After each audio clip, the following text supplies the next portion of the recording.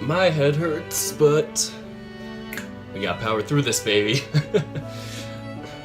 Plus, I am genuinely excited to see where this novel goes. I mean, this looks alright. I look like a mess. That's just me. Insert ad, oh Jesus. YouTube is really upping their game. Oh wow, that's actually really cool. YouTube just threw me live. They just straight up threw me live. Hello guys, I am Dirk the Red Panda, and I am here playing my friend Cetus' novel, I.C.O. So, for anybody who's kind of unfamiliar with it, and yeah, or hasn't been really on the scene of it, I guess, per se, like, I.C.O. is kind of like an apocalyptic... I don't want to say Transformers or Evangelion, like, I don't want to, like, say, oh, it's a ripoff of this or anything like that, because I know creators hate that, especially I would too, like... It's a bad thing to say, just a note of advice to anybody who ever sees, like, a novel or a game or whatever, and wants to compare it to something else, it's kind of like a derivative thing to them, like, in their, you know, to creators. But, yeah, it's kind of like a... Well, I'm not gonna use, like, specific names, like, that's when it's derivative. Like, if you say, oh, it's like this show, or whatever. But if you just describe it in, like, more general terms, it's okay. Anyway, it is basically kind of your apocalyptic end of the world, fight aliens with robots type of game. And we're gay, too. Just a plus. And yeah, that's all we've gotten so far. This is the third update. And it came out a couple of weeks ago, I just haven't had time to play it yet, and since Smoke Room turned out to be only a Patreon release for now, this is the only novel I had left to play. No offense, Cetus. I just had to, like, work around my other games. Anyway. Oh, and happy 20th birthday to Garrett. Cool, dyed your hair. What color? Gay as a bag of Skittles, indeed. I'm the sour Skittles, by the way. I still can't believe YouTube did this to me, starting me off without even giving me a start stream button. So shameful. Alright, so unfortunately I didn't give you guys enough time to send me a meme of the week. I should probably check Discord to see if you guys sent me anything this afternoon, because I checked last night and I didn't see anything. Just making sure. Oh wow, we got some... Fuck. I need to make this one the meme of the week. Hold on, time to airdrop this one. I think this guy sent me one, or, well, I think this guy had a meme of the week in one of my prior weeks, but this one is actually really stinking good. I'm gonna give it a check mark too, just to save it. Now I'm gonna change my meme of the week to honorary meme of the week. It was originally, well, not showing anymore, but now I have to change it to this. My honorary meme of the week comes from Badger, one of my good old friends on Discord, who sent me this. Do we have hands? Or why do we have hands? There are many reasons. Pat the panda. Hold the panda. Cherish the panda. Forfeit all mortal possessions to panda. I love this one. Give me your money. I mean, my video is monetized for a reason. Watch me get taken down for saying that word. Don't say the M word on YouTube. The M word is evil. You can't say that you're doing something even though YouTube is, like, letting you do that thing. Like, as long as you don't act like, oh, click this on purpose, or whatever. Like, I would never tell you guys to do that. That'd be, like, way too contrived. Alright, let's get to the actual meme of the week, which I need to airdrop to myself right now. This one comes from Weatherboy... something numbers, like 1202 or something like that, 1002. There's a 1 and a 2 and a 0 in there. I apologize. They're on Discord, so Weatherboy's giving me some solid memes, and this one is nothing short of a good one. As it loads, image0.jpg. So like I said, you mean cash money, I need my cash money. Alright, so from Weatherboy something something something, 4 digits of numbers. Just skipped it. There we go.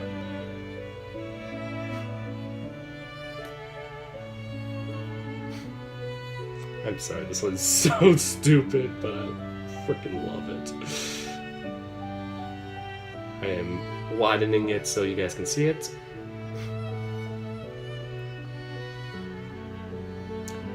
Are you winning, Amicus?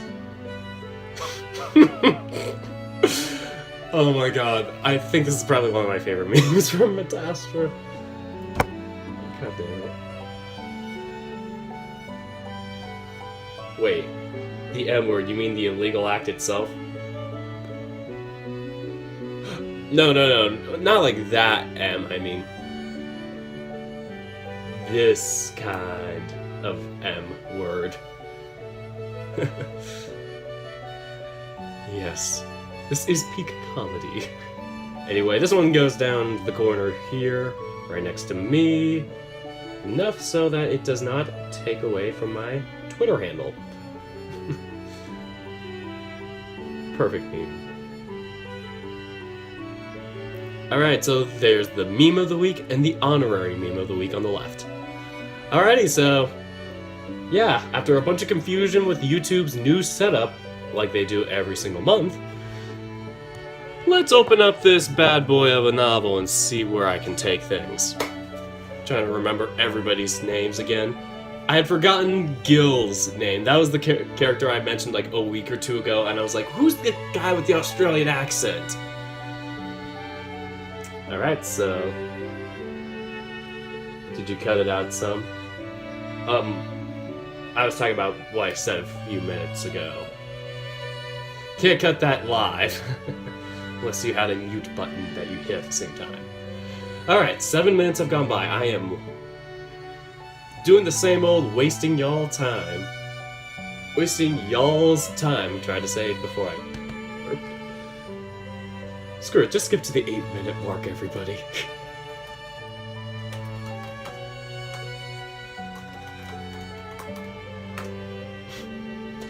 This happens to be every single time.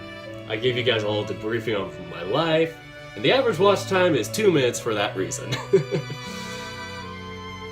But seriously, it's the intent that counts. Alright, so oh shoot, we have an artist in the chat before I start. Lucien. Oh, the Amicus art looks very wholesome. I hope you got to that scene. I know you haven't finished it entirely, but I hope you made it to that scene. Anyway, let's start before I get onto another tangent. Oh, we get a phone noise. Might as well put on the headphones to get immersed. She didn't have time to respond before the connection cut out. 5 minutes were up.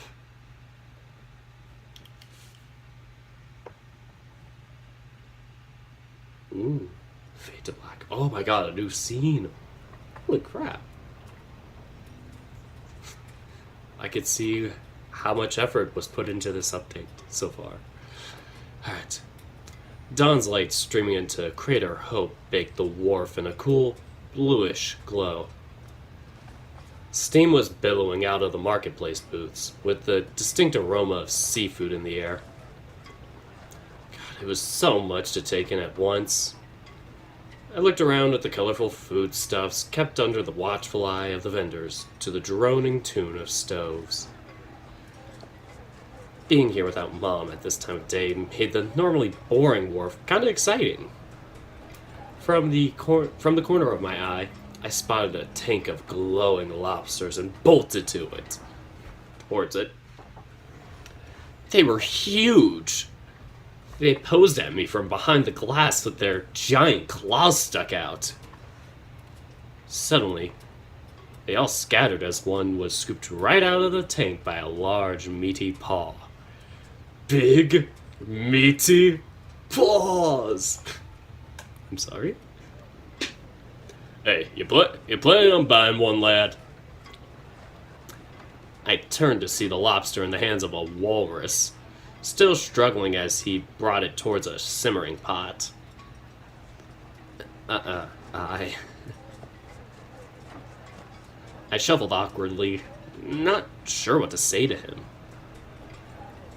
The walrus chuckled and popped the lobster into the pot, sealing it to a boiling fate. A moment of silence for the lobster. I walked away before he had the chance to speak again. My enthusiasm now replaced with the creeping realization that I'll have to converse with people alone. It made my stomach uneasy. I reached into my pockets to feel around for the ration tickets. Fortunately, all 4 of them were still there. I went over the list Mom drilled into my head last night. Uni, scallops, mussels, and the 4th extra ticket being whatever else I want as a small present. Aw, thanks, Mom. I still can't believe Mom got her hands on 4 tickets this week. My mind raced trying to decide what I should get with them. But first, the essentials. I think Uni's the closest to my current location now.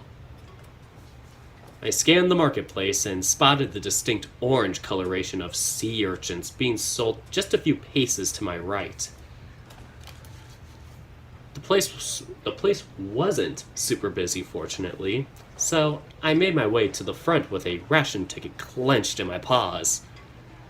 We have an innocent little otter holding 4 tickets in his paws, shaking as he stutter steps to the counter. Much more innocent than Chase, am I right? I'll stop. I was just tall enough. Okay, he was small. For some reason, I thought this was like present time. Anyway, I was just tall enough for my eyes to peer above the countertop, where it was met by the gaze of a thin sea otter with steam mussed fur. What can I get for you, kid? I looked at the bright mounds of uni and tried pointing at it. The otter looked confused. Sorry, what do you need?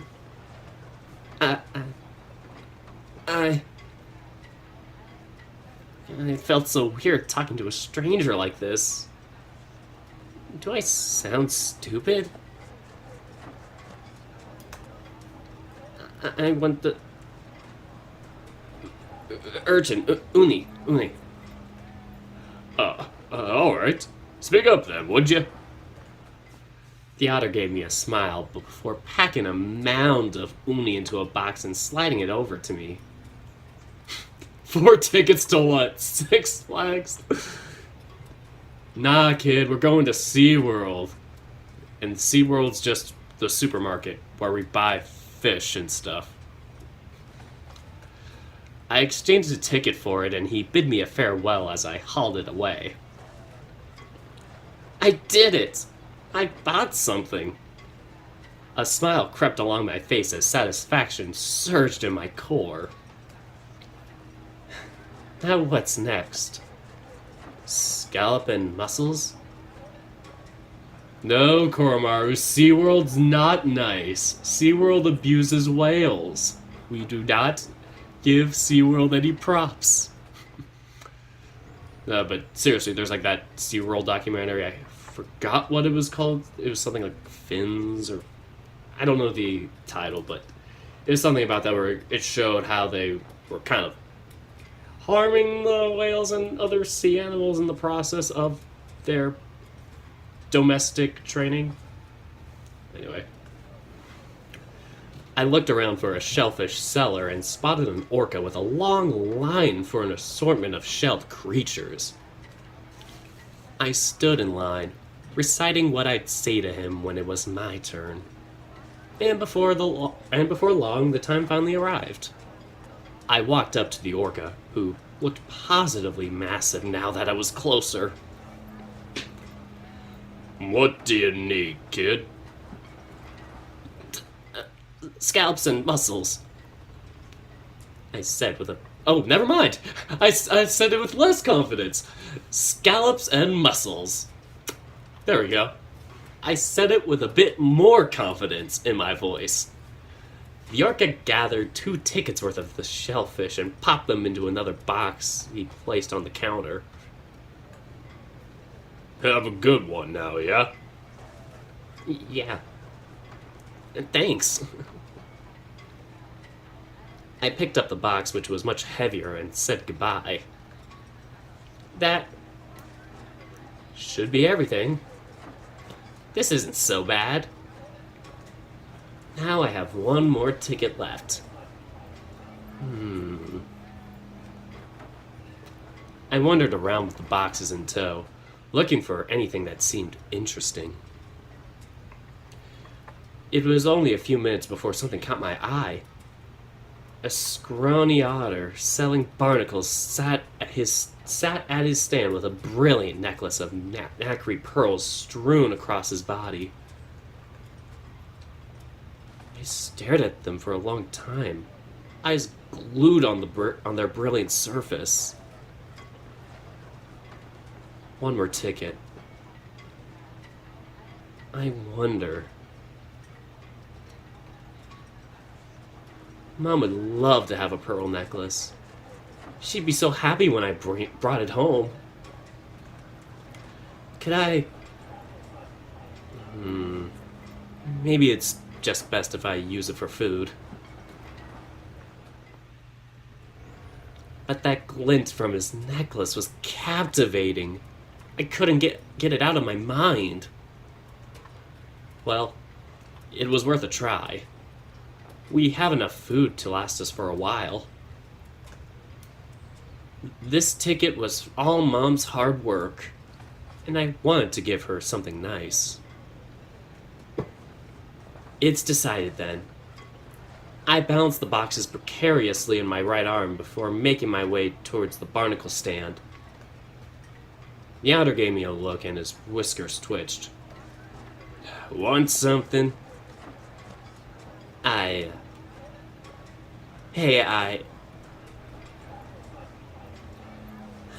How would I ask this of him? Do you have any... pearls? He cocked his brow strangely and looked at his necklace.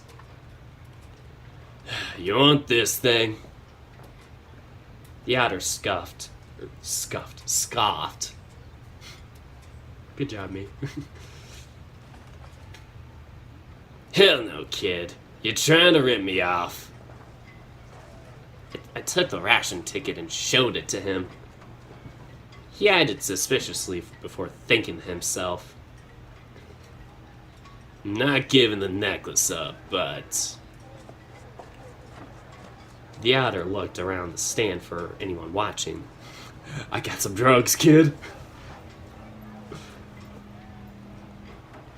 "Come with me." He pointed towards the alleyway behind his stand and vanished into the shadows. I gulped. Mom, she doesn't have to know, right? Oh no. Now I realized. This is when we're screwed. Drugs are bad and gay, Dirk. I carefully stepped into the darkness to be greeted by the shadowy figure of the otter leaning against the barnacle stand. "Alright, kid. You really want to give this up?" I nodded. The otter pondered for a moment, his whiskers twitching as he thought deeply. A smile crept along his face, his crooked teeth glinting in the darkness. Alright then, I can get you something. You see, I used to be an oyster seller, so I got a lot left over from these days. From those days. You just hold on. I think I got some left over. The otter opened up the back door to his booth and shut it tight, leaving me in silence. He took a few minutes before popping back out with something in his pocket. It was a small box like the ones I had currently. He shook it around and I heard the sound of things rolling around inside it. There she is. Knew I had one left. Now, kid, that'll be one ticket. I handed it over, eyes glued on the box. The otter chuckled. Now you enjoy that, alright? Thanks. My heart leapt. I grabbed the box and ran back into the marketplace to get home as quickly as possible. I was still running as fast as my stubby legs could carry me until I had left the wharf altogether. Aw. Oh, whoa. Oh, wow. I did not realize we were inside a dome this whole time. Now I'm thinking about how I could do that similar pattern with some of my backgrounds. Anyway, probably will need to for my nets. I took a turn to the right where the beach stretched towards the residential district so far away. I must have ran nearly halfway there by the time I had to sit down and catch a break. I placed the boxes onto the sand as the morning light began to brighten up. The box of pearls was still clenched tightly in my paws. I shook it around once again. Wait. Something's off. That sound. They're not rolling. Pearls are supposed to be round, right? My chest sunk as dread filled its cavity. He gave me rocks. No. Oh, please no.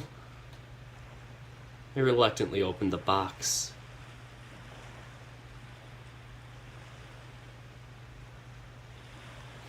I could feel my stomach twist itself into knots. Inside the box weren't pearls. Barnacle shells. Empty, crusty barnacle shells. I dropped the box on the sand. I was shaking. Tears started to well up in my eyes. I wanted to scream. I kicked the box into the ocean, barnacles being tossed one by one to the dark depths. I sat down by the food and screamed into my tail. What am I going to say to Mom? What will she say to me? How would I explain this? I cried, a pathetic child sitting in the middle of the beach crying his eyes out.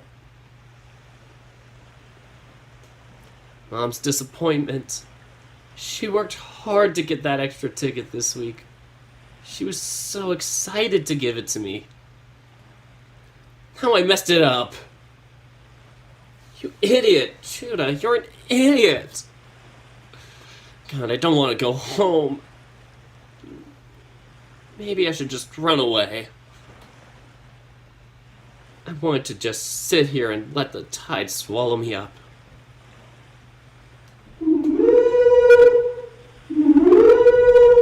I was torn out of my thoughts when Crater's Hope siren blared, its piercing noise resounding throughout the entirety of the area. The floodgates had begun to open, creaking and sending great ripples throughout the sea. For a moment, I forgot all about the pearls as a massive warship entered, deep, dark gray and lined with turrets. The ship was larger than my entire apartment complex, covered in its entirety with markings and faded yellow goo. They're here already? They're early.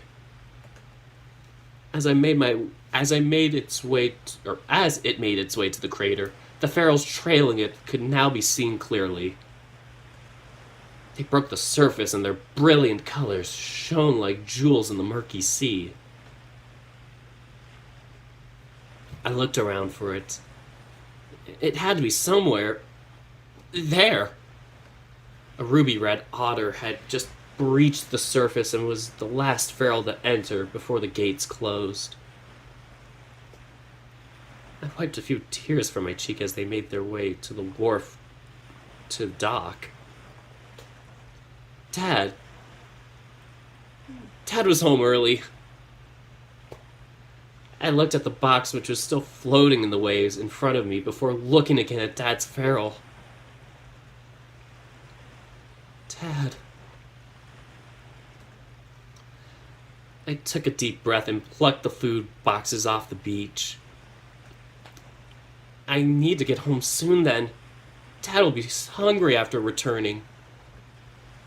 I wondered what I'd say to Mom about that extra ticket. I'd have to explain how that awful man treated me. I just wanted to give her something nice.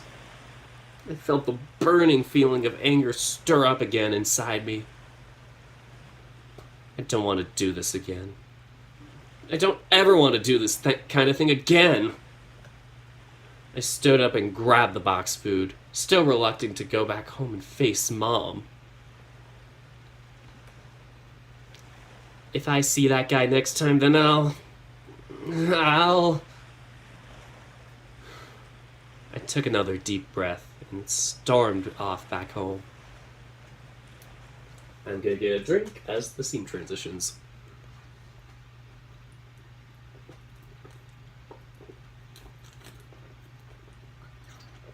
Since this is a fantasy, I have to drink this.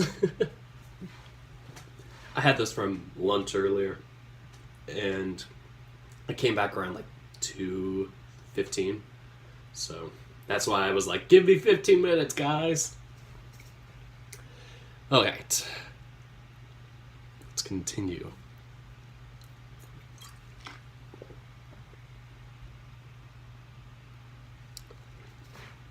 I'll never make the same mistake again. Never. I can only rely on Mom and Dad. Only them. Nothing else. Only myself. No one but myself. Oh, transition time. The pescatarian line was ungodly long for this hour in the morning. I need to work on my wake-ups a bit more, or I'll be wasting my time sitting here like this. Oh, I gotta get back to his more normal voice. Go from little kid to regular adult Judah. The pescatarian line was ungodly long for this hour of the morning. I need to work on my wake-ups a bit more, or I'll be wasting my time sitting here like this. I leaned against the wall, tray tucked between my arms as I battled the creeping drowsiness. Like me right now. I actually got up early today, for once, at like 9, 8, something like that. I was productive for like 2 hours, actually, before this. I had an interview for a job yesterday, and I was like, I'm gonna write the thank you letter and all this stuff, blah, blah, blah. I did that. Asked my brother if he wanted to go out to lunch with me, which we just did. But after that, I fell asleep. And woke up to his call 3 hours later. It was like... It was terrible because he was already there. He was like, where are you? I'm like, oh, shoot. I slept for 3 hours straight. And within 5 minutes, got out of the house. It was crazy. But, yeah. After being productive, I just got tired and fell back asleep. I was up kind of late finishing the last... Well, I'm not sure if I'd call it a chapter of the day. Like, there's kind of gonna be like little segments, and there's supposed to be like 5 in total, and I'm almost done with the third one. I finished the second one last night, and the third one I probably just need to tie the ends up with, and then move on to like 4 and 5 for it, and then most of the day will be done. I'm really looking forward to getting this game out and just finally getting something off my chest for once. Finally getting something out there for you guys, because it feels like I just keep thinking, oh, I'm gonna make it, and then I get stuck halfway through.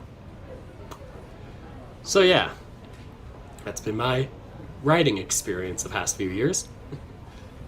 Alright. Sleep is for the weak. Just work. I still have your quote as my alarm. Like, I woke up to it today. Go make video games stinky. I still have that alarm set for every day. It keeps me motivated. Anyway, I leaned against the wall, tray tucked between my arms as I battled the creeping drowsiness. I'd get used to these kinds of mornings in due time, hopefully. I loosed a great yawn, which caused me to shut my eyes tight and hobble over. I felt my tray slip through my paws and jumped as it clashed with the ground. God, I cursed loudly as I went to pick it up before rejoining the line as swiftly as possible. The river otter behind me took no time in slipping into my place before I could return. He tried avoiding my piercing gaze and ignored me. Though the twitching of the little bastard's tail was a dead giveaway, he knew what he did. I took a deep breath and rubbed my forehead. I guess it serves me right for being a klutz. Give this world half a chance and it will give you a full kick in the ass. I cursed something horrible under my breath, which made the otter in front of me tremble. He was shooketh. He said the F word. Thankfully, the line went by quickly, and I swiped a can of uni, some shellfish, and a soda before finally getting the fuck out of there. I want you to get the fuck out of here. Get out of here. Still don't know where that comes from, but I just hear people use that all the time. He dropped the F-bomb. For real this time.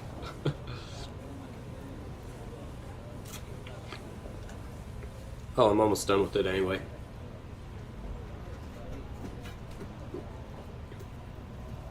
And now I'm out of soda. Okay, I did not break it. Anyway. So I'm just like checking that. Oh. Sorry, I was like looking at Lucian's sprite the whole time, like, something's different. Did he make a new expression for his profile pic? Nah, it's just upside down. Good one. Alright. I took a seat and sighed heavily. Off to a great start, I see. Morning was a bit more crowded than yesterday, but I managed to find a relatively unpopulated table just out of the corner of my eye. Another yawn escaped me as I settled into my seat. Sad Juno. I was about to say Juno. Sad Judah is sad. What's on the schedule for me today? Dude's got some freaking broad shoulders, man. Looking good though, Cetus. Not gonna lie. I think Gail wanted something with me.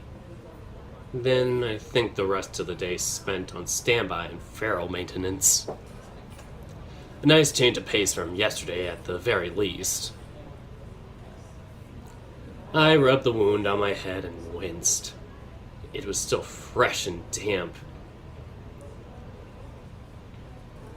Where is the wound? I'm still looking. Nah, kid. Sometimes there's the little airs like that. Like, oh, I forgot to make the blood mark or the wound mark, the bruise. Sorry, I'm just playing with you, Cetus. We do this all the time. I swear, we're good friends. Right. Hope it'll clear up before I see any action soon. I don't want it messing with harmonization. As for Gil... Wait. He wanted something, right? I'm waiting for him to do a spit take. If you don't give me a spit take here, Cetus, I'm going to be very mad. Right. There he is! Fucking god. This is even better. Right. I think I'll be, He and I will be doing some sparring, right? God, I wonder where that little shit's right now. Yes! Oh god, I'm gonna have to do his Australian accents again. Good morning, Judah. Yes! Yes, that was so perfect. Oh, I had to end it there. Gil apologized the entire way to the lift, which took us to where the training sims were located. He probably should have apologized to the hyena who was in front of me. The guy looked like he was about to rip my throat out. Ironically, there's a hyena character that's one of the main characters in my novel. Hopefully you did not spit in his face. He would probably kick your ass. I won't spoil more about him. I'll let you guys find out once I release it. And release any, like, preview sprites or whatever, which I probably should redo from last time. It was a minute or two before we were beneath the basin of Ardor, the air becoming heavy and damp. We arrived at sub-level 2 before long. The lift's doors opened and greeted us to a blast of well-conditioned subterranean air. Gil led the way, confident in his stride, which was reassuring at the very least. These sub-levels can get interesting if you know what you're doing. He took several turns through the long hallways before finally arriving at a set of automatic doors. The door lettering above designated it as Sim Room 02. Gil swiped his identification card over the scanner and the doors widened. Respite in death.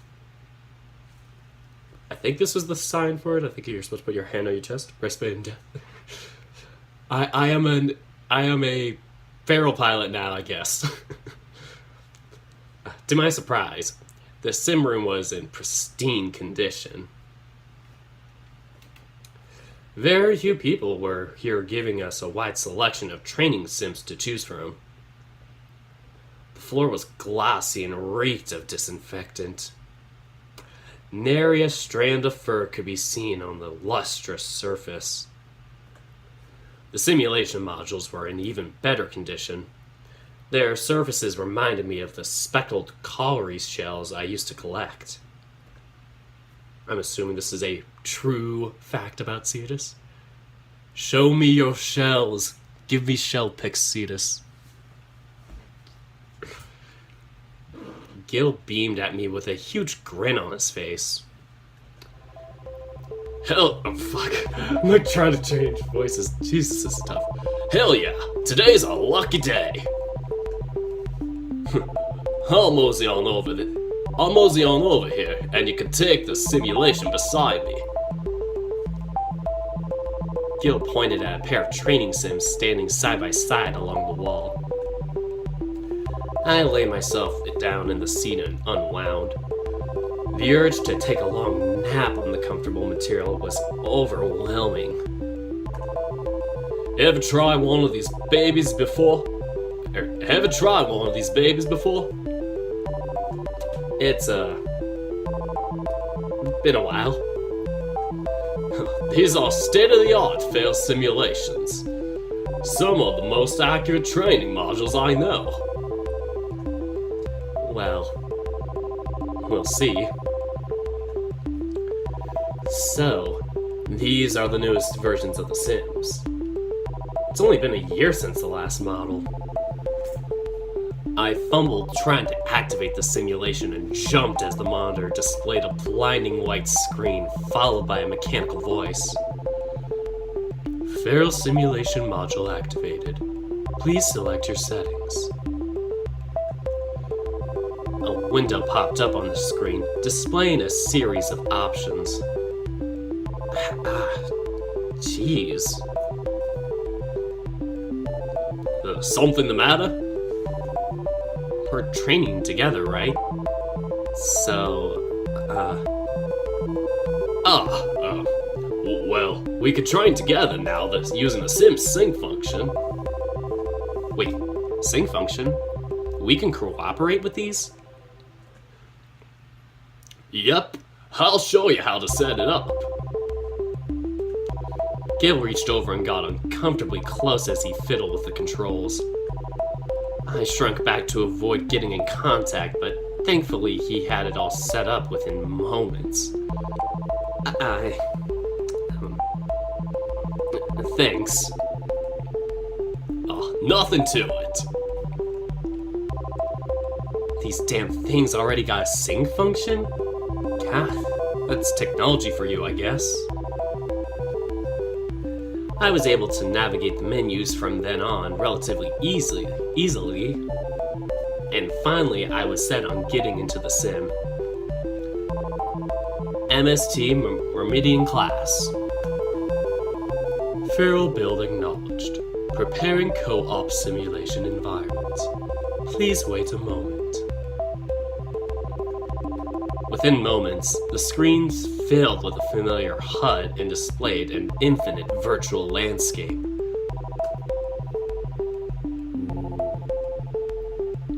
Pretty colors. Activating pseudo-ventriloquist system. Cerebral activity detected. Processing harmonization. Oh boy, controlling the digital feral was strange. There wasn't tactile feedback or anything the true ventriloquist system offered. Even now these training modules couldn't capture every little thing that the real ventriloquist system offered, but movement was sufficient enough to perform basic maneuvers. The seat rumbled and shifted as I moved around the digital world, which immersed me just a tad more than usual. If I imagined hard enough, it'd be almost like piloting Scarlet Echo again. Gil's feral was right in front of me, designated as User 2 on my screen's HUD. I glanced at Gil beside me, who gave me a reaffirming thumbs up. Alright, let's see. Let's try a simple I.C.O. mega colony. We'll try convoy defense. The goal is to eliminate the target while keeping all 10 convoys protected. He'll just be the two, so it'll just be us two, so we'll have to be on top of our game if we want to beat it. You ready? I guess. Are we using any weapons? Just 2 short swords. Should deal enough damage to it without slowing us down. Now enough yammering, let's get to it! Gil tinkered with the controls for a while. Sorry, I'm trying to adjust my seat so I can get a good... Anyway.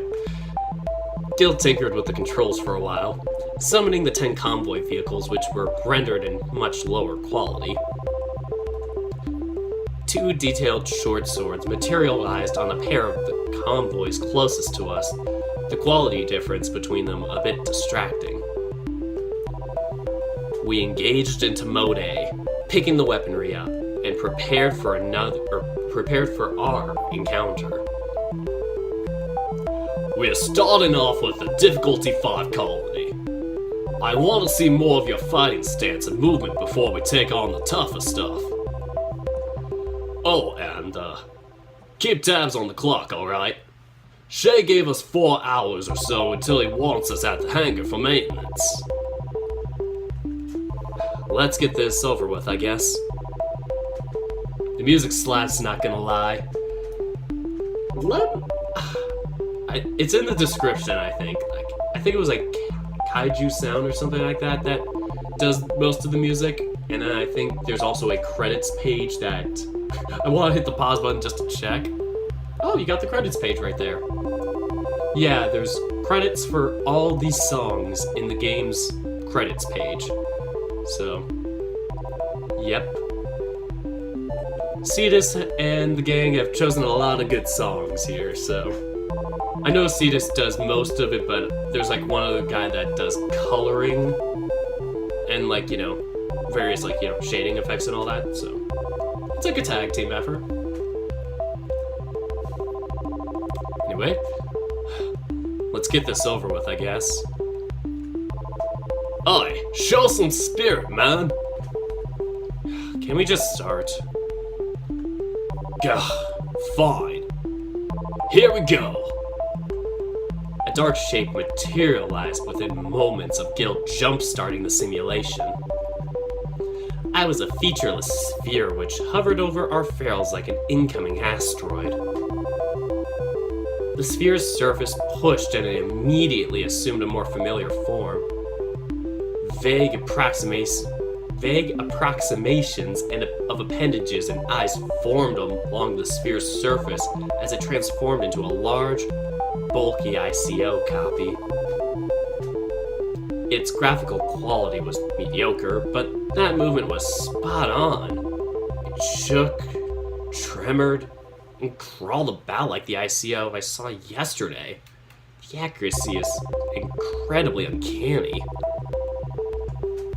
Alright, our priority is to defend the convoy and dispatch the I.C.O. We should try luring it away so we can have a safe space to bring it down. Hand me your short sword and assume Mode B. I'll hold on to it while you distract it. Alright. I tossed the sword to Gil, which he caught with no issue. I transformed into Mode A? I guess? It says Mode B there? And rushed to the side, flanking the I.C.O. replica. Oh, never mind. The training module rumbled and swayed as I bolted around the digital monster.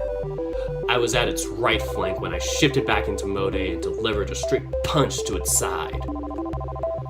I peeked to the side to see Gil's monitor, and he was busy preventing the I.C.O.'s advance, performing the complicated and at times impressive sword maneuvers as he fended off the replica's appendages.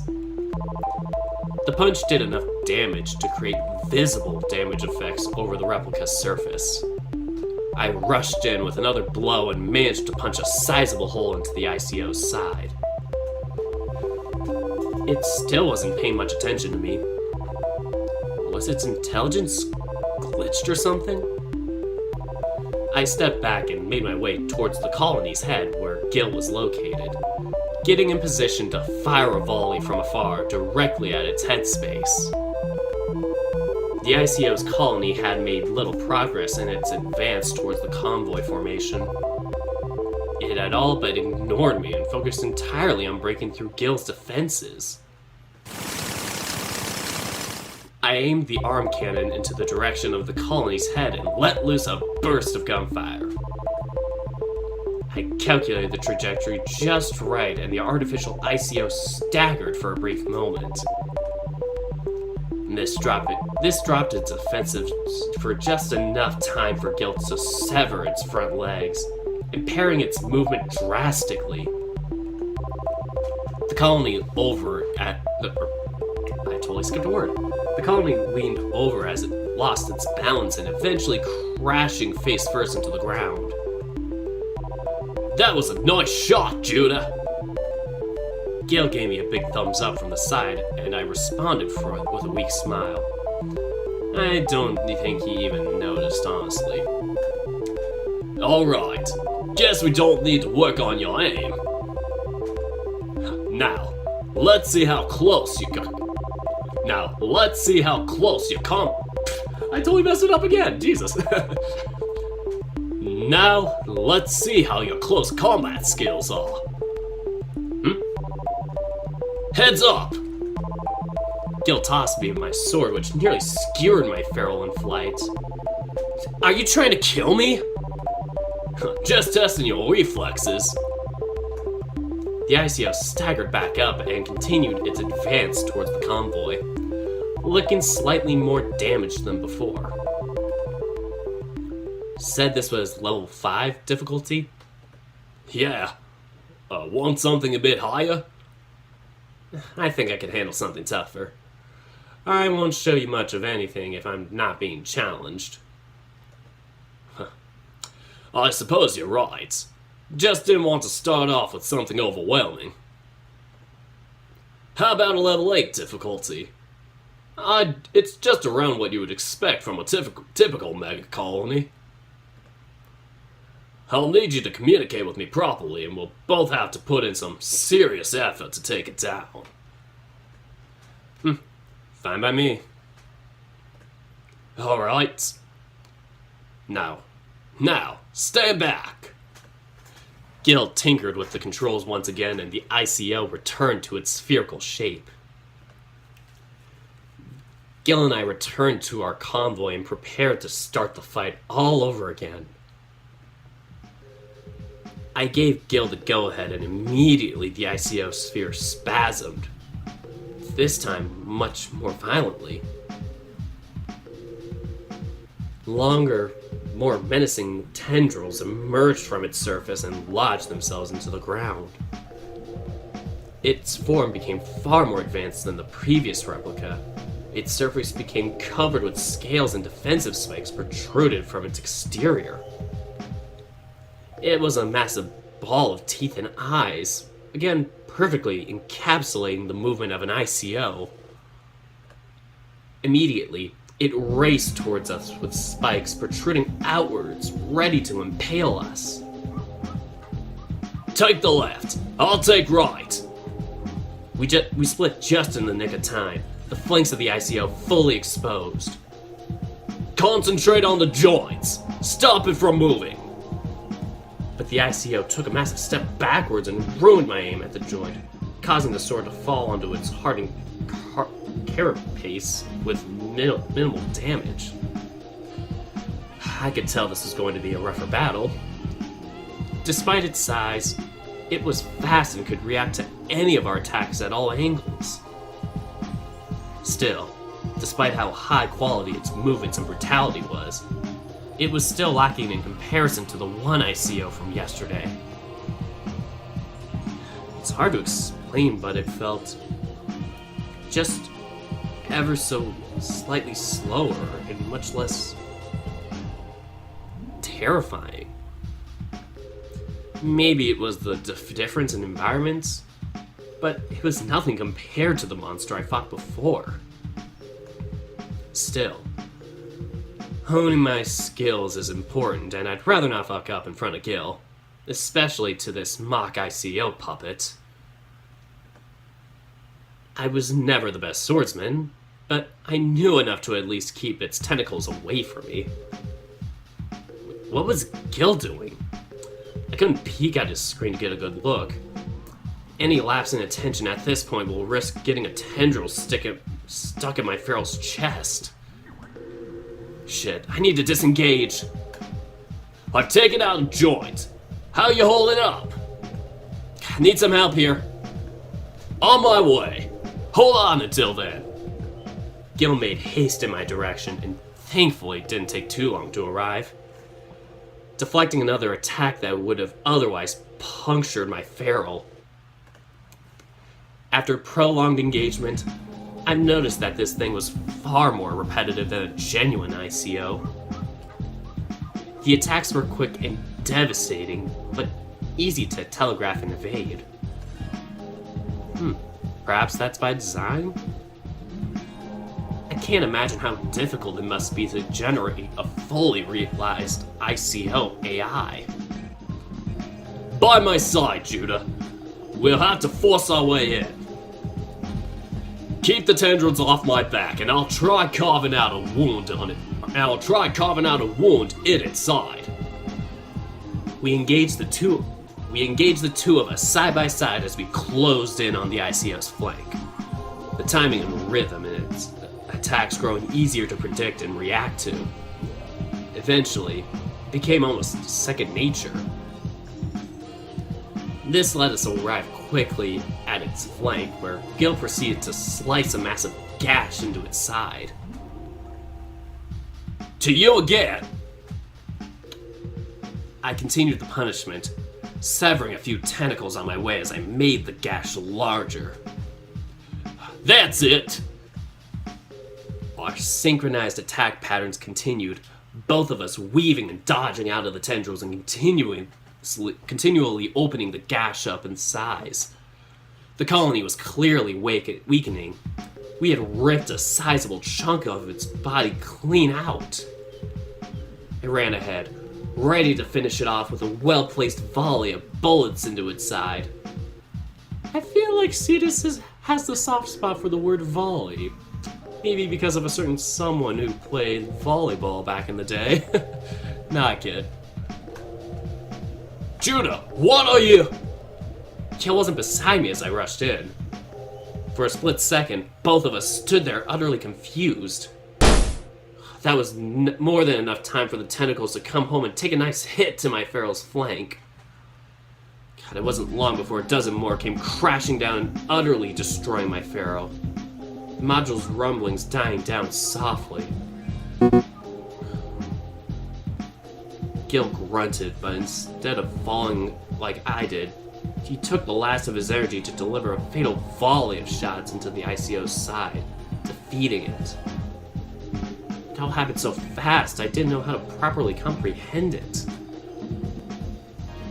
Did I lose to this AI? Was I having an experience? God, maybe yesterday was just a fluke.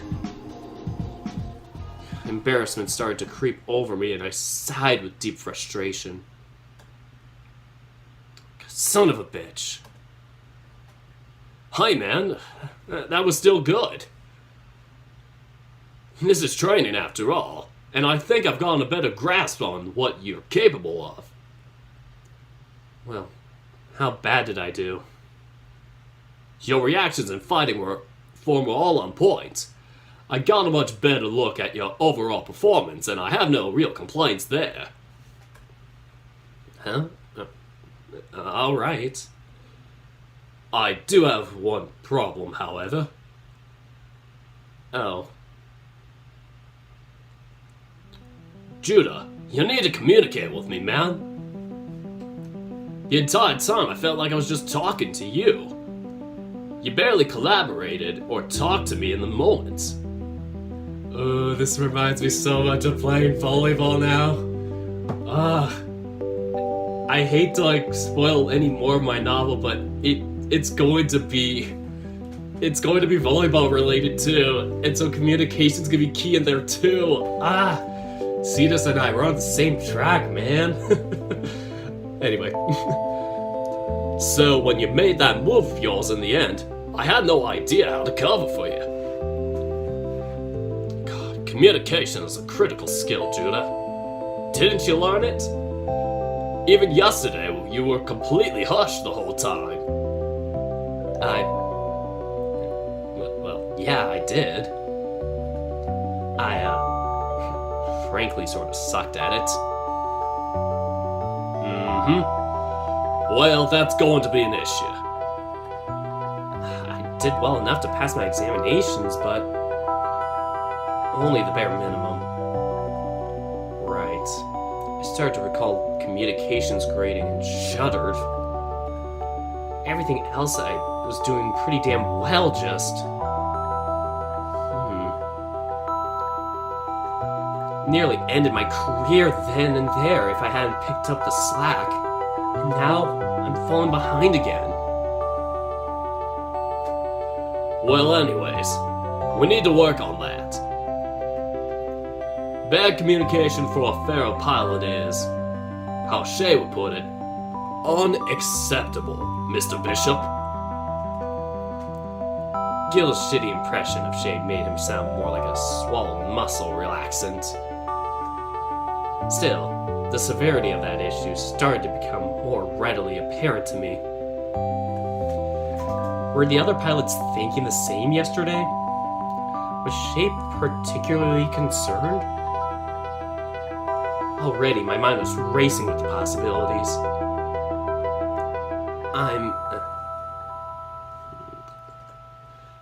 I stepped out of the training module to stretch out for a bit. I looked at the clock. We'd only been here for 10 minutes. Well, I see. You want to give it another go? You ready to get back in? Not to worry. We'll have that ball fixed up in no time. Gil's confidence was infectious, and I started to feel a bit better about this whole thing. Tomorrow, though. Tomorrow's another mission, I believe. Stupid fleck. I should talk to Shay about that when I get the chance, but if anything, it only illustrated how critical it was to get this shit down pat. With renewed vitality and a bit of panic, I hopped back into the training module and we continued. We spent the next few hours retrying the same mission. This time, Gil really drilling into my head to start talking to him. Sometimes he'd outright kill his own feral to start the mission over if I didn't communicate properly. Oh my god, this reminds me of playing with volleyball players where it's like, you give them like a bad set or whatever, you don't do the thing they command, and then they purposely just throw the ball, flail it or something like that, kick the ball or whatever, and they're just like, no! Like, that wouldn't happen often, but some people would do that, where it's just like, they would just, throw the ball, purposely flub up just to make you feel bad. It was like, I fucked up. Those were the days. Sometimes he'd outright kill his own feral to start a mission over if I didn't communicate properly. Was honestly kind of annoying, I guess, but I could see where he's coming from. Progress was steady, at least. I still felt like I was running into a brick wall over and over again. It must have been our 10th or so mission. Gil hopped out of his module to take a much-needed break, and I did the same. God, my ass was starting to hurt too, so I also got out, loosing a great sigh. Never heard it used like that. Loosing a great sigh of relief as my sore muscles were relaxed. Well, getting tired yet? God, that shit's hurting my eyes. How long have we been at it? Well, I'd say... Fuck! I nearly jumped out of my pelt when Gil yelled aloud. He smashed his fist into his forehead, not even wincing despite its painful sound it made on his skull. The fuck's wrong with you, Gil? The time, god damn it! I glanced towards the digital clock on the wall. We had been trained for nearly 4 hours together. We were running late for maintenance. Gil looked absolutely livid. His fur on the very ends sharp as barbs. It was like he was about to explode. The few people here were looking at us like we were absolutely insane.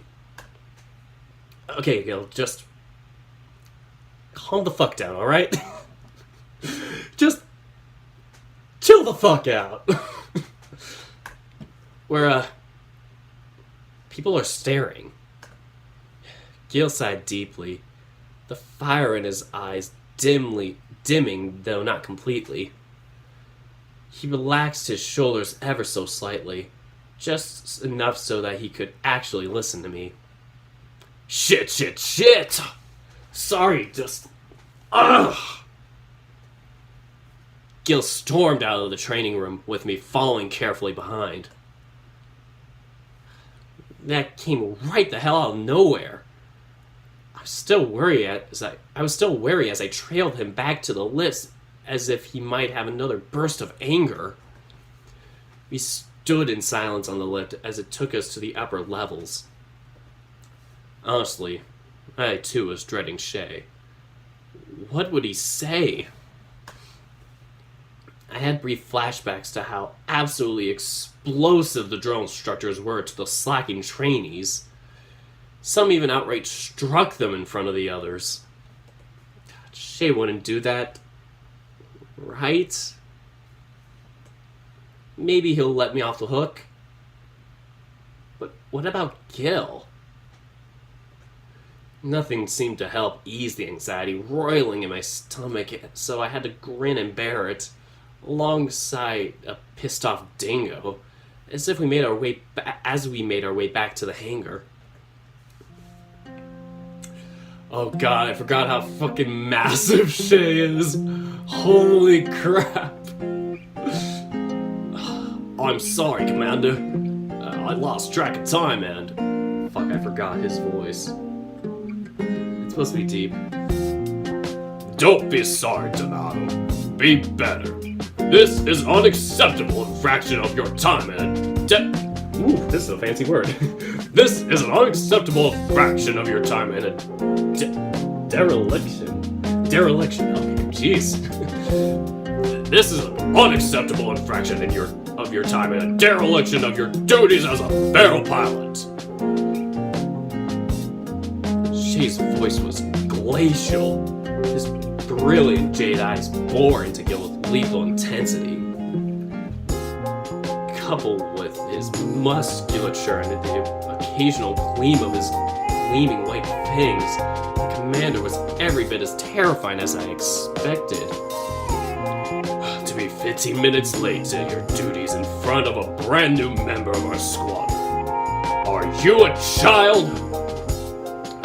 Commander, Silence! Gil shrunk back, his tail hanging limp in defeat. I felt pretty bad for him. I mean, I should have helped keep track of time, too.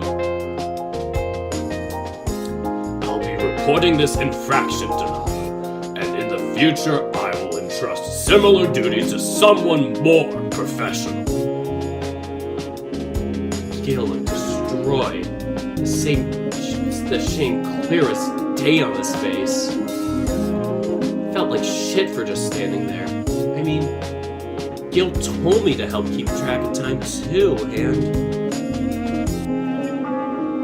Shay scared the hell out of me, but should I speak up? If I do, then would that be smart?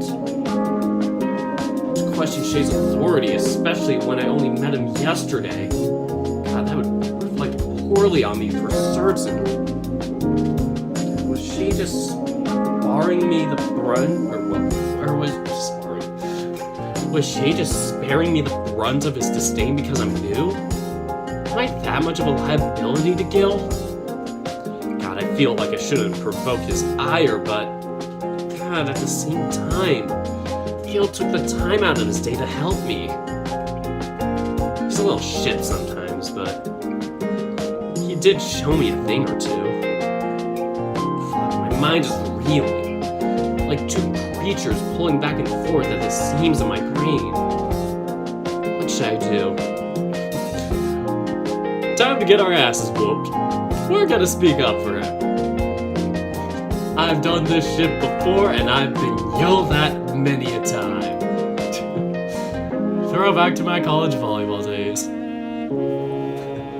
Commander, Shay turned his focus to me. Those jade tiger eyes like a blade cutting into my body. Gil's like, you're fucked. Good luck. I'll see you later, pal. See you on the other side. Bishop, do you want to add anything? I feel that I bear some responsibility. I am the new recruit, but I had equal say in time management. I glanced at Gil, who looked genuinely surprised. Judah, please. Commander, I wish to bear some responsibility for what happened today. Shay went silent for a moment, never once taking his focus off of me. A noble act, Bishop. However, I entrusted full responsibility to Donato for both of your time today. You are a brand new recruit after all, and while I refuse to be lenient with any sort of misdemeanor, you just joined yesterday. Judah, it's fine. I take responsibility for this. Shay took a deep breath and exhaled as he rumbled the sweat-stained fur on his head. Anyways, word came in from above. We're tasked with another escort tomorrow. Radio tower went silent far south. Radio tower went silent far south near resource-based line. Resource-based line. Hello, line who came to the chat earlier. Totally not a coincidence. We'll be taking a repair team over to resolve the issue. We leave at 6 a.m. tomorrow. Is this understood? We both nodded. Nope, my bad. We both nodded. Excellent. Now, you two should get to conducting maintenance. Farewell. Shay walked away right then, leaving the two of us alone. God, I'm just like looking at Shay just being like, he's big boy. I'm like, he gives me Nikolai vibes in terms of massiveness. Oh god, big boys. As I said to Cetus, interesting name for a base. Resource base line. Watch Dirk be the name of the next base. Oh, this is gonna be fun. Anyway, Shay walked away right then, leaving the two of us alone. Hi. Thanks for that. I'm sorry. I really am. Gil, it's nothing special. It's nothing to be concerned about. I just felt like I just felt like I should be considered as much a member of the team as any. You're a real terrible liar, you know that? Just shut up about it, alright?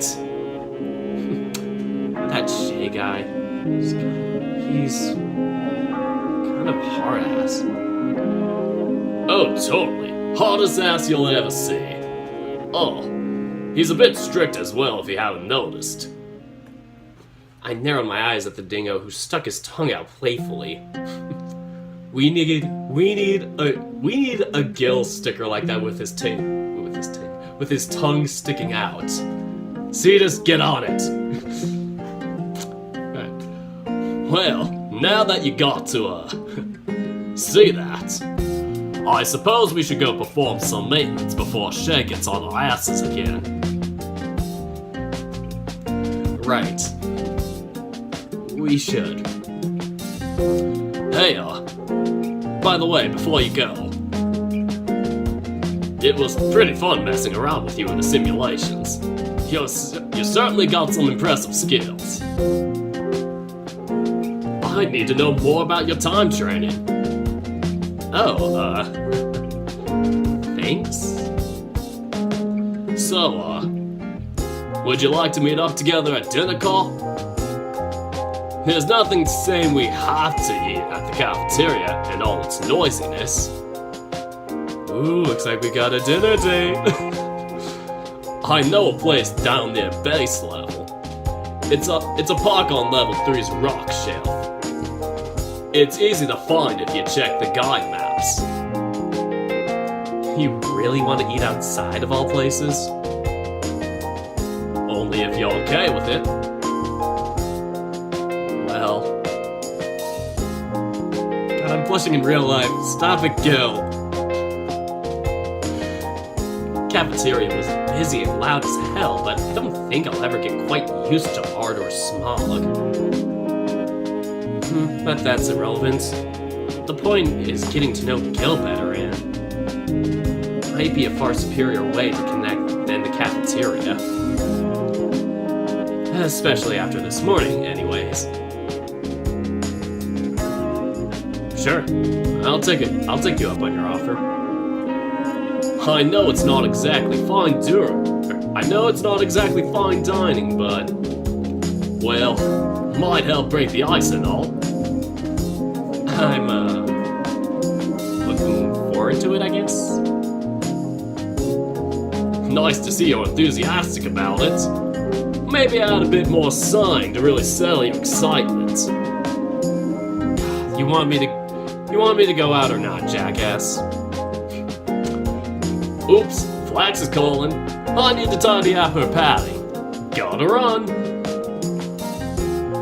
Gil waved as he ran off towards Flaxen Emperor. That sounds like such a freaking good name, though. Like, the more I look at that, the more I think, ooh, Flaxen Emperor. If anything, the name like Golden Emperor would probably be like even more amazing, but Flaxen's unique at least. It's not like you're doing something generic, like, oh, Golden Emperor, Giants, whatever. It's like, you know, at least it's unique sounding. Gil waved as he ran off towards Flaxen Emperor, which was tucked nicely in its compartment, still covered in dust and debris. Speaking of ferals, I looked over at Scarlet Echo's compartment and winced a bit seeing the state of its body. That I.C.O. really did a number on it. Its radiant ruby plating held the color of a chronically depressed steak. I have chronic depression. The steak is like medium well. I'm chronically depressed steak. Like, yeah, steak, you're dead. You've been cooked. You're a steak. Terrible joke. I really apologize for saying stuff about depression. Especially when I've had instances of it. Not like medically diagnosed, but just, you know, had my days these past few weeks. Well, suppose it won't get any better just bitching about it. I made my way toward the monstrous otter, my thoughts on Gil's proposition and the mission tomorrow. Ooh, look at how fancy the outdoors are.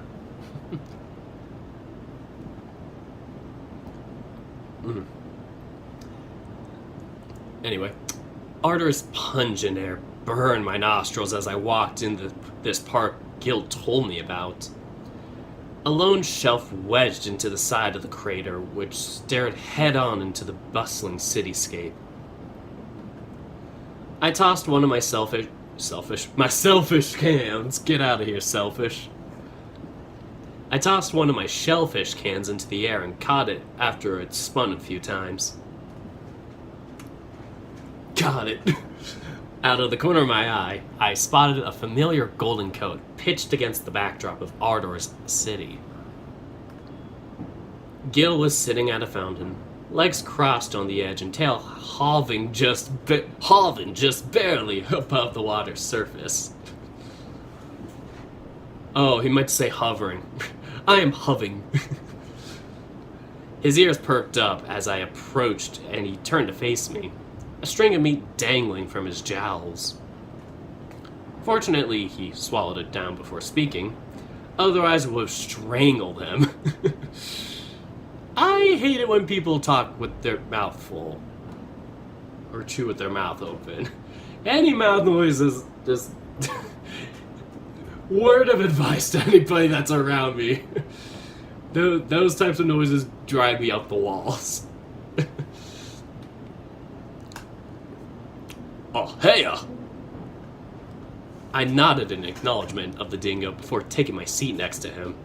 opening my can of shellfish in the process. Selfish, shellfish, what's the difference?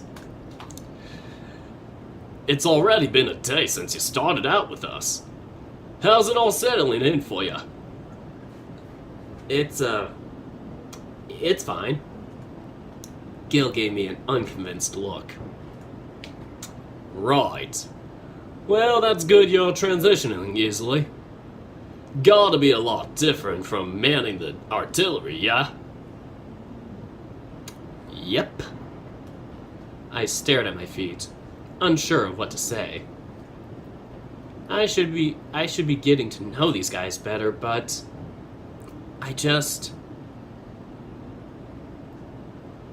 maybe this was just a massive waste of my time. Well, now that we can talk more freely, why don't I start getting to know you a bit more? Like, where do you come from exactly? Oh.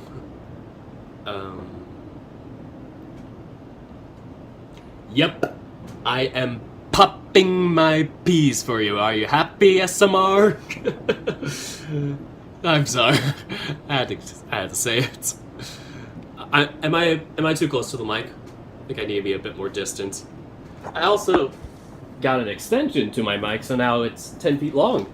I can do this and move around as I speak, as long as I'm 10 feet within my computer. But I can't see shit right now because the size of the font is like 23 or 22. I actually checked this last night, I swear, because I was messing around with my program and I used Cetus for comparison. So I used I.C.O. and was like, wait, what was the size of his font? Okay. Just making sure my font's not like gigantic when I use it. I was also messing around with some fun functions, but anyway. Shit. This was the question he had to start off with. God, I wanted to stay silent and eat, but Gil looked genuinely curious. Should I just lie, or... God damn it, no. Muscle through it, Judah. I drew a deep breath inwards. Crater help. Gil's ears flickered slightly and a frown spread across his face. I'm assuming that's the ghetto. Well... Sorry, man. It's fine, okay? I'm used to it. Gil blinked, and for a moment, I immediately regret telling the truth. Well, if it's alright with you, I wanted to ask what Crater Hope was like. I stopped eating halfway and gave him a quizzical look. Normally they'd shut up about it immediately and the conversation would die right then and there. What it was like? Yeah, the design of Crater Hope always interested me, and it was also so close to the actual ocean. I'm sorry if I'm crossing boundaries, but I'm just curious. I swallowed. Those memories flooding back to me. The wharf, the sea, the transparent semi-dome, letting light stream in front of all directions. A feeling, I felt a strange longing tug in my chest. A longing for the days long since gone. Well, it was a lot brighter than these conventional craters, that's for sure. I had no idea everyone else lived in the dark like this. Right. I hear you could see more than... I hear you could see the sun rise and set each and every day. The sunsets. Boy, I do miss being able to see them. Of course, that also meant you had to see the I.C.O. lurking around. Oh, Yeah. You could look up and there'd be some multi-legged fucker walking along the surface. So long as they weren't at the entry floodgates or large enough to pose a threat, the garrison just let them be. So, you must have seen I.C.O. since you were a pup. Wow. What was that like? I don't know. It was just a thing in Crater Hope you acknowledged. Even mega colonies? Yes. It was rare, but sometimes you saw the garrison fighting them off. Of course, it's nothing compared to being up close with them like that. My dad would. Get in the damn feral Judah! I'm sorry, had to say it. One time at least. In SMR, I was like just messing around too. Don't worry, I wasn't being like mean to you about it. Sometimes it's kind of fun to just joke around about that stuff. Because I'm using my iPhone, man. It's not the best mic control or whatever, not the best audio control. Anyway, my dad would. I stopped dead in my tracks as a surge of pain welled up in my chest. I stammered for a moment as I envisioned his face smiling back at me and the smell of his well-worn coat whenever he returned home. Gil looked at me, his ears bent at an angle. Hi, are you alright? Yeah, I'm alright. Crater Hope, yeah? You wanted to know what the ocean was like, right? Gil gave me a concerned look, but went along with my shitty transition. Yeah, it must have been awesome to get to be so close to the ocean. I've always wanted to see it myself. It was like, or is it like, super salty or slightly salty?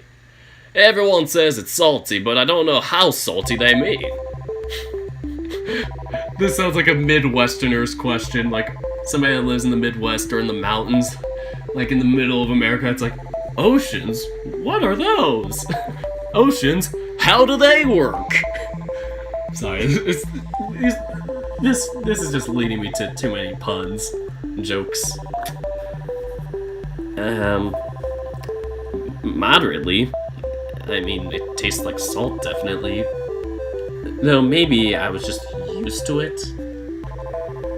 I would say the same, like it tastes like, you know, if you get some water in your mouth by accident, it's like it's like salty, but at the same time, it's not like salty where it's like, oh, salty like potato chip salty. It's like bitter salty, like you just had some expired, like as if you had something salty and you poured it off, like, it's like as if you had some extra salt and you threw it down the drain and had that water. Kind of like that, a little bit. Also pretty dirty. Sometimes I'd come out and have little sparkles from certain oceans if they were dirtier than others. There's one time where I played beach volleyball for like a school league, and we were literally right next to a sewage plant.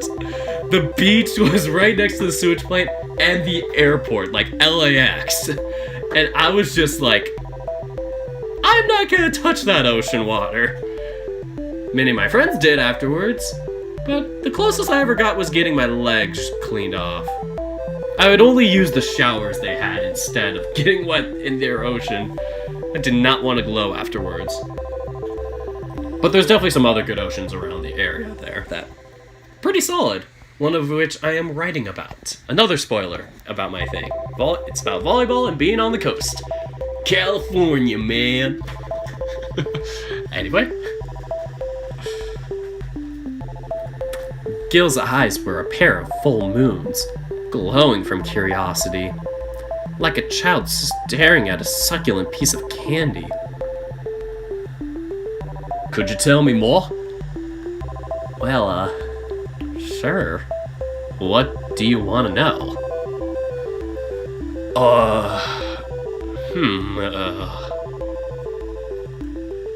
Sharks! Did you ever see sharks? Guys, it's Shark Week. Oh, all those weird jelly things. Jellyfish, I think? Oh, and what about crabs? You ate them, right? How do they taste? Whoa. Slow the fuck down, alright? For fuck's sake, let me breathe. Let me breath. Let me breath. Oh, sorry. Alright. Well, I explained to him about all these different things.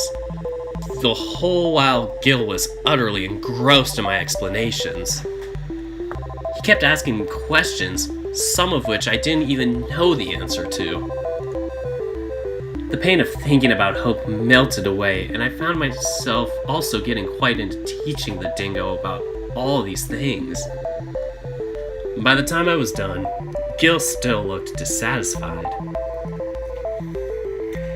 And, that's really all I can think of at the moment. That's alright. Thanks. I really appreciate it.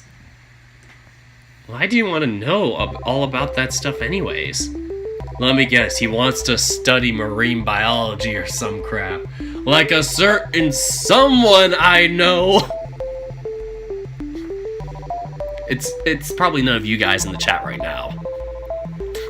Anyway. No reason, I guess.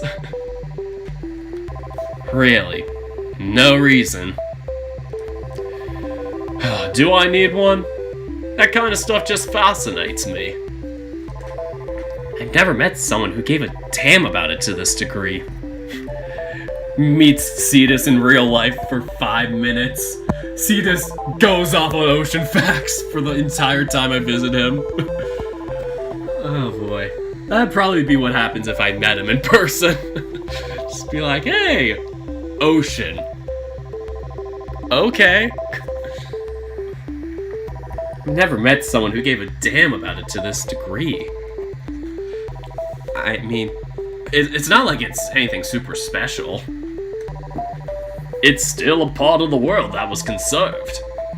All these old world creatures in something that at least resemble their former habitat. Yeah. Well, I guess since you asked me all that, why don't you start telling me about yourself? Oh, me? Well, at least you can do for bombarding me with those questions. Alright, well, what do you want to know? Well, are you really from Australia, Gil? Or not a kid? Where are you from? Why are you a feral pilot? How long have you been doing this?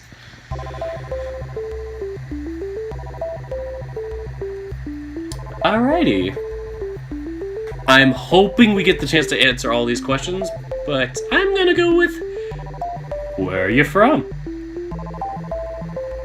What about you? Where are you from? Born and raised in the pit of Urbane. Crater Urbane, huh? You ever been? It's a lovely place. Everybody's Australian there for some reason. It smelled less pungent than Ardor, that's for sure. Crater Urbane. I remember how alien it was stepping out into a conventional crater for the first time. Compared to Hope, it was dark and dreary. The people living deep inside the crater's pit with only thin pillars of light from the apertures above. Better than Ardor, at least, but still not quite home. It was,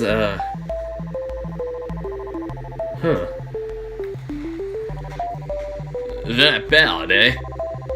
don't worry. I'm not offended. It wasn't all terrible, just... I spent only a few months there before I joined the Ardor garrison. Ah, I see. Well, I for one am more familiar with the place. Plus, aren't the twins just stunning to look at? The twins of Urbane seemed to be all they ever advertised about the place. Are they towers by any chance? I'm really hoping they don't make a reference to that. The one thing I remember most was first seeing those massive towers shooting up from the center of the crater. Their sheer size would make anyone feel insignificant. Shit, yeah. That's what I remember the most, for sure. My mom actually worked at the very top. She was a telecommunications executive. Helped manage the twins' satellite dishes.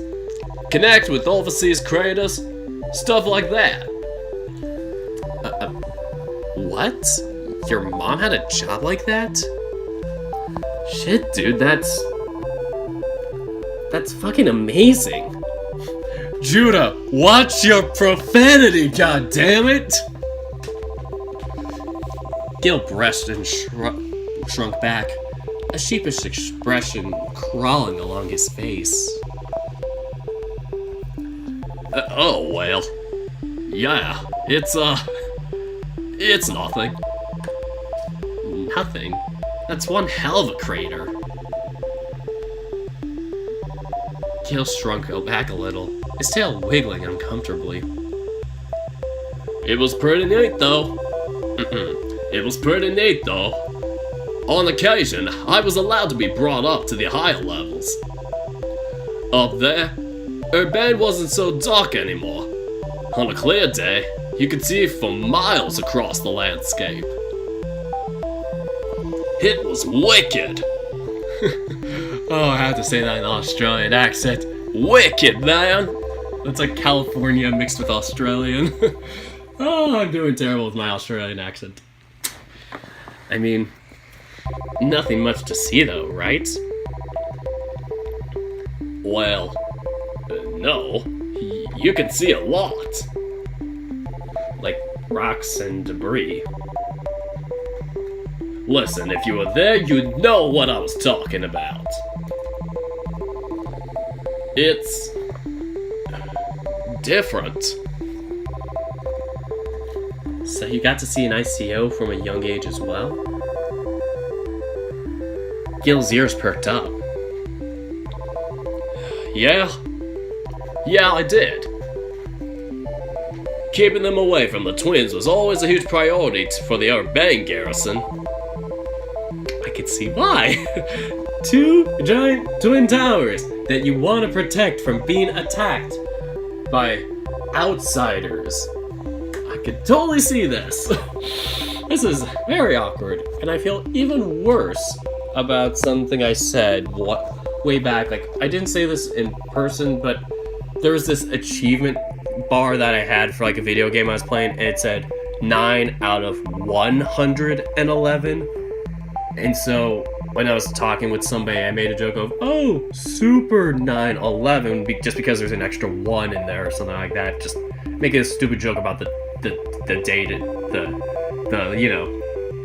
the date written down itself, not realizing that, yeah, that's a very crappy thing to poke fun at, especially with, yeah, its severity on people here. And especially now when you think about what recently happened at the Lebanese capital, I think it was. I know it was like somewhere around the capital. I think it's the Capitol building, correct me if I'm wrong, but yeah, the whole explosion there, which horrific to see on like photos and whatnot, but yeah. Definitely it's something not to poke fun at. It's like 9/11, things blowing up like that, just learned that was off the table, and I was told off by the person when they told me that. So, like, they replied with that, Yeah, I apologized. That's more drama on me. No, I'm kidding. It's not drama, it's legitimate. It's a legitimate problem. Some people in this fandom don't know the difference between drama and legitimate problems. As you see on Twitter. Anyway, let's get back to this reading. I never saw direct action myself, but with the amount you could see from the upper levels, you could spot mega colonies several miles away. That sounds terrifying. Mm-hmm. So, Gil's from Urbane. Guess I should have recognized from that sort of drawl. I guess I'm saying it in a drawl. I need to ask Cetus to see what he thinks about my voices for these characters. I love it when it's like the voice actors and stuff like this get in contact with the writers and creators, and they're like, "What do you think about my voice for this character?" And then they're like, "You suck," or something like that. Or they're like amazed by it. Anyway. Oh, I'm sorry to hear that, SMR. Because of them and you willing to show my birthday number. Oh. So, Gil's from Urbane? Guess I should have recognized from that sort of drawl. Even Mom was starting to adopt that sort of Urbane charm whenever we talked. Part of me even felt a bit nostalgic about my time spent there. I wonder if I'll ever be able to go back sometime. What should I ask Gil? How long have you been doing this? You been here long? Well, I suppose you could say that. Squadron 015 formed half a year ago. Think it was just me, Shay, and Felix at the time. Felix? Oh, Felix is the rat, I'd say. Mouse, rat? I think he's a rat. Yeah. The one whose glasses shine. The smart one, anyway. Did you know them from before? Shay and Felix? No. Shay was just assigned a sniper in Myrmidian to do some general cleanup around the outside of the crater. I didn't know Hugo, though. Was hella stoked when he showed up. We trained at the same facility, and I guess he was fortunate enough to be sorted into Shay's squadron. Huh. How lucky. Not as uncommon as you might think. People who train at the same facility tend to go to the same garrisons. Must be nice knowing someone then. Only 6 months? Makes the whole new guy thing feel a bit less awkward. How old are you? We gotta make sure we're within the same age so we can properly date each other if anything pops up like that. Still, they had that amount of time to forge these kinds of bonds. How could I top that exactly? God, just shut up, Judah. I'll get to know them eventually, just... I wish I could just stop fucking thinking sometimes.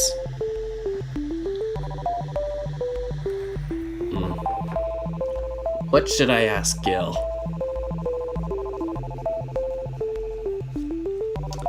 As I rub my eyes out first. So what should I ask Gil next? Any reason you became a feral pilot? Gil turned his head upwards towards the ceiling of Ardor and contemplated for a moment.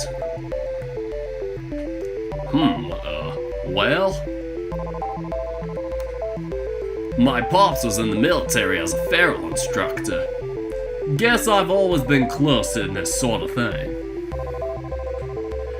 I didn't get to see him often because of his work, but when I did, I always had so much to ask him. Really? Yeah, he never was a pilot himself, but he knew all about the systems and different models. Huh. That's really neat. Suppose I just followed him there, then. Gil cast a glance to the side, looking like he wanted to add something but decided against it. I miss my folks. Pops, Mom, my bro. They're the reason I came this far, so I want to do them proud. You have a brother? Oh yeah. Older or... much older. By 5 years at least. I'm the youngin' of the family. High five, Gil. Same here. Well, I mean, my brother's not that much older. The one I met with for lunch. I only have one brother, by the way. But yeah, we're like about 2 years apart.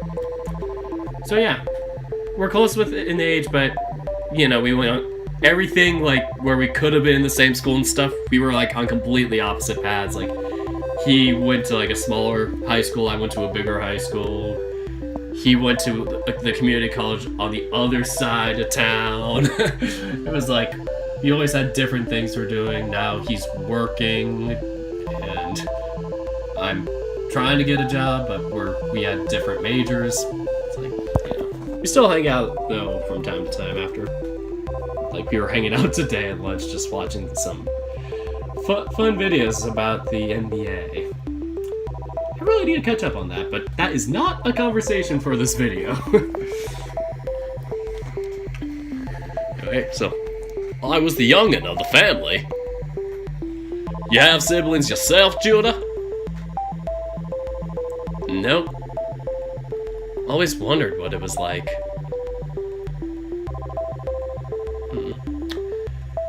It's interesting. We got in a lot of spats here and there, but we always had each other's backs. Lots of conflict, but I wouldn't have it any other way. Oh, Gil beamed with a big toothy grin on his face. So, because of his father too then, still, I feel as though he didn't, I feel as though he hadn't told me everything. It's never as simple as that. I wanted to pry, but maybe that's not such a good idea. Still, I wonder. I finished my can of shellfish and looked upwards at the apertures. It was getting late. Oh my god. Sorry, I had to pause and look at that. Lindale says I'm the second oldest of 12. I don't know how you're still alive. That is a lot of family members to work with. That's interesting though. You got a kind of a role model like status, and you have somebody at least older than you to look up to. But yeah, it's weird hearing about that. Like for me, it's just my brother and I, so it's just the two of us. But my parents both had big families too, like that they came from. Like not as big as 12, but they had like 7, 8, 9 in each of their, like, you know. They had like 7, 8 siblings, each of them. And so that resulted in me having tons of cousins and whatnot. And so a lot of relatives. Lots of relatives. But yeah, it's a tough thing to manage, I bet. I had friends too that had like a ton of siblings like that. I could barely handle having 5 younger siblings. Yeah. Like the friends I hung out with though, it was like, since our families were all like friends with each other, it was like they were like the friends I had in their family were always like the second youngest or the youngest of the family, and they'd always have like 3, 4, 5 older brothers and sisters, and it was like, wow, I don't know how I'd be able to last with that type of privacy, without that privacy. Oh my god, this is just turning into a flex contest. I'm the oldest of 15. I hope you're not joking. Oh my god. If you are, props to you. Oh my goodness. Anyway, Gil and I sat in silence for a while, occasionally making small talk that ultimately never went anywhere. The sun outside the crater must have been setting. The natural light flowing into Ardor was becoming a golden shimmer. We should probably get back soon. Curfew's gonna start in a few hours.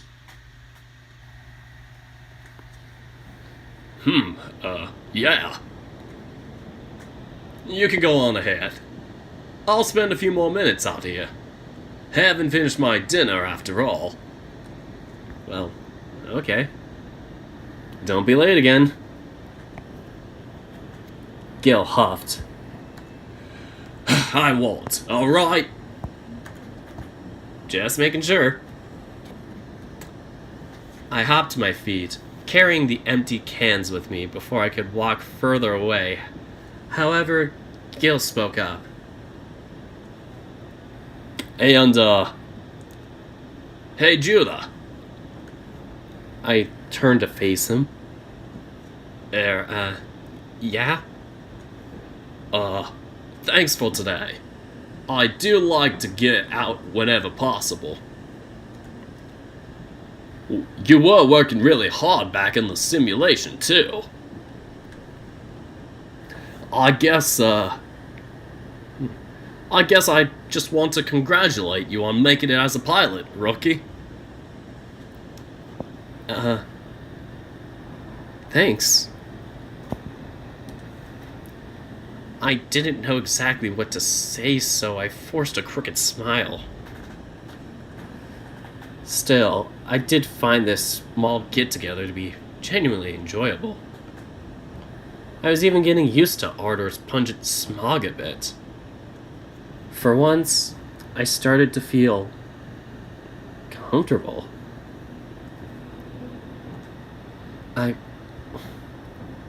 Thank you too. You've been very welcoming to me, and I appreciate it.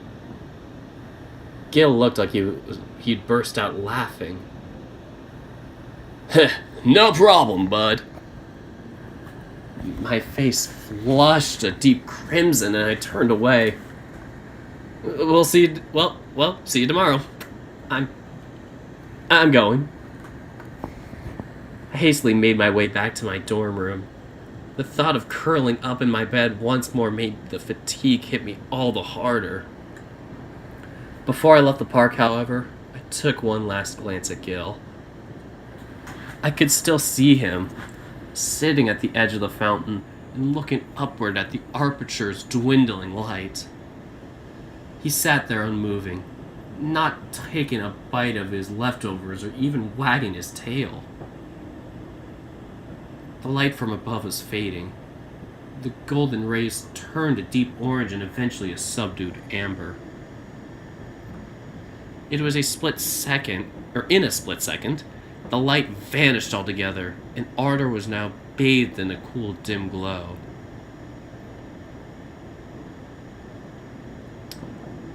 It was evening now. The park lights buzzed on, and the cityscape was colored a deep purple hue. I turned away and stared back at Ardor's cliffside and made my way back towards my comfortable little dormitory hidden smugly at the very top. Okay, sorry I had to, look at... Oh, dang! Ended already! Let me save first.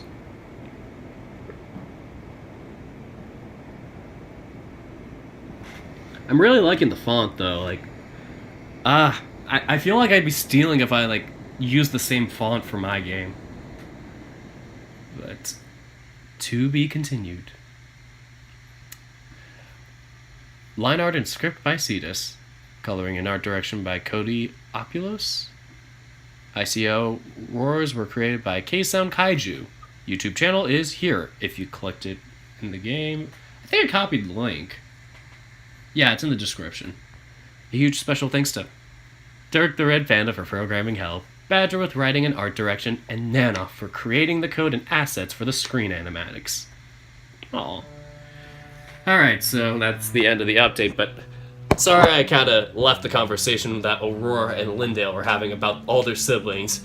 Now that you mention all that, having that many brothers and sisters and sharing a room with 5 of them, yeah, that sounds very insane to do, but, you know, family is family. Yeah, you get along with them somehow. That's how I am with my family. But, yeah, the closest I've ever had to a big family-like experience like that was my apartment last year, where I had 5 housemates, but there were 3 bedrooms, and I had 1 roommate in my bedroom with me, so it was like 2 to each bedroom. Even then, it was like really claustrophobic because the rooms are like about as big as this, maybe even a tad smaller than this for the bedrooms, and so my roommate and I were like really close to each other. It was pretty tough. Yeah. Man. Anyway, any thoughts on this update, guys? I'm feeling pretty good about this game so far. Like, loving the progress we're getting with Gil. Hopefully we get to know... I was about to say Cetus. Hopefully you get to know Cetus more. But hopefully we get to know Felix, Shay, and Hugo better, too, as we progress. Progress. I'm sounding weird.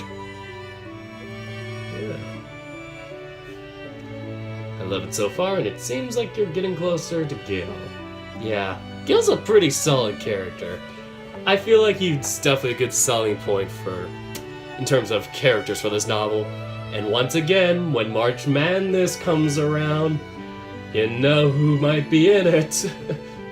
But I'm gonna kind of rework the system for it this year, well, this coming March Madness, or I might move it to a different month so that it's not in the middle of finals for me.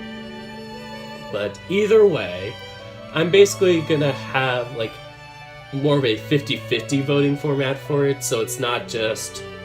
So there's no like auto bids of, oh, this character has to be in it because 2 characters from their novel were voted for or something. Like, I'm gonna try and make it more so like you can rate each character, and it would take... You get to go through like each page.